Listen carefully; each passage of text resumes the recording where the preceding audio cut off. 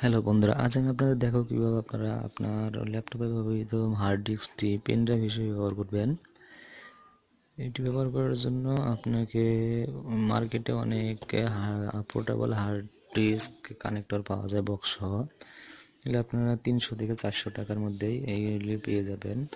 এখানে আমি এটি নিয়ে এসেছি portable hard disk connector box. এটাতে আপনার কানেক্টর কেবল সহ সব কিছুই আছে।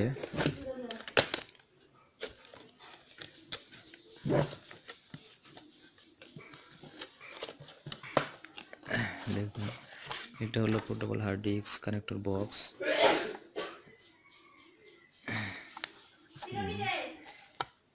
এটা হচ্ছে খোলের ভিতরে যা আছে এই কানেক্টর বক্সটি পোর্টেবল একটি ব্যাগ আছে, এটার মধ্যে কানেক্টর বক্সটি রাখা যাবে।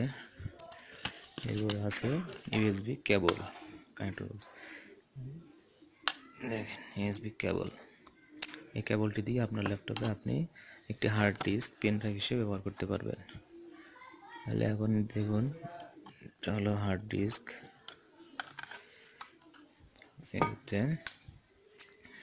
এর ভিতরে আপনি আপনার হার্ড ডিস্কটি লাগিয়ে আপনি হার্ড ডিস্কটি পেন ড্রাইভ হিসেবে ব্যবহার করতে পারবেন। দেখুন, আমার 500 জিবি ল্যাপটপ হার্ড ডিস্ক।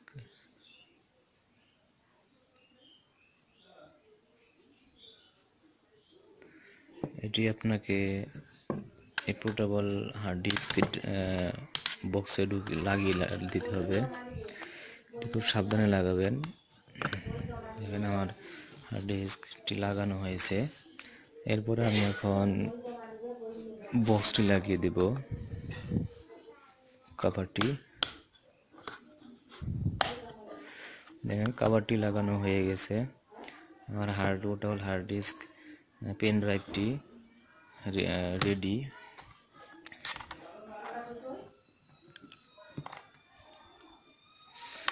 কেবলটি আপনাকে এর ভিতরে লাগিয়ে দিতে হবে।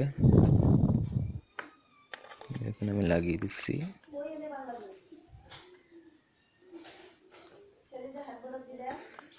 এখন লাগিয়ে দিয়েছি। এখন আপনি আপনার এই হার্ড ডিস্কটি কম্পিউটারে অ্যাড করে দিন।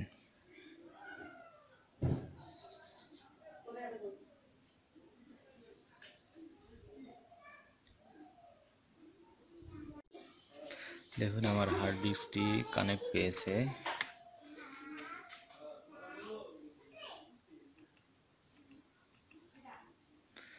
এখন আমি আমার ল্যাপটপে কম্পিউটারে প্রেস করছি। দেখেন এখানে আমার হার্ড ডিস্কের ফোল্ডার হচ্ছে আমার 5টি, আর বাকি যে ফোল্ডার কয়টি আছে এই ফোল্ডার কয়টি হলো আমার এক্সটার্নাল হার্ড ডিস্ক। যেটা দেখেন এক্সটার্নাল হার্ড ডিস্ক, এটার আমি ওপেন করছি একটা ফোল্ডার।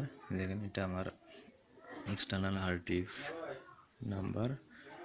ধন্যবাদ সবাইকে আমার এই